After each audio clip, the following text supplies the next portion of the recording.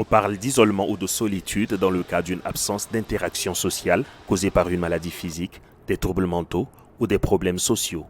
Quand l'isolement est dû à une maladie physique, on parle d'isolement forcé pour éviter que le malade ne contamine les autres. Il peut aussi être dû à des problèmes de mobilité chez des patients atteints de maladies qui les rendent dépendants des autres. Il y a aussi des personnes dont l'isolement est dû aux troubles mentaux. Au cas où il est causé par un trouble mental, autant que psychologue, on agit sur le trouble.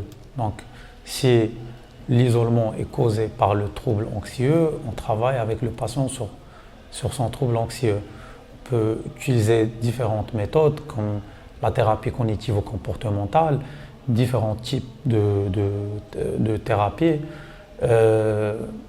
S'il est causé par la dépression, on agit sur la dépression. Donc. Chez des sujets plus jeunes, l'isolement peut être dû au harcèlement et intimidation en dehors du cadre familial d'une part et à certains comportements des parents ou à leur négligence à la maison d'autre part. On peut également constater l'isolement chez ceux qui ont une surexposition aux écrans.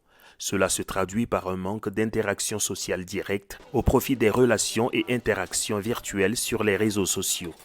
Mais il est possible d'y remédier. Il faut impliquer les jeunes souvent de créer des opportunités d'interaction sociale, de favoriser l'inclusion et de renforcer aussi les compétences sociales, des activités de groupe. Il faut les intégrer dans des clubs, des initiatives communautaires et un soutien émotionnel peuvent contribuer à intégrer les jeunes dans leur environnement. Les personnes âgées sont aussi des sujets exposés à l'isolement. Les personnes âgées, il faut encourager des groupes de parole pour les personnes âgées. Il faut que leurs enfants même trouvent du temps pour eux parce que dans notre culture, c'est inconcevable de les mettre dans des maisons de retraite.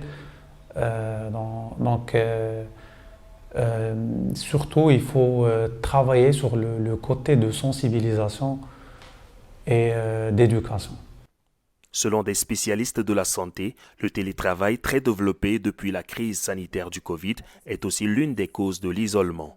Il convient donc de faire des sensibilisations en amont sur ces différentes causes auprès de toutes les tranches d'âge et couches sociales. Emmanuel Modi Debaï pour VOA Afrique, Maroc.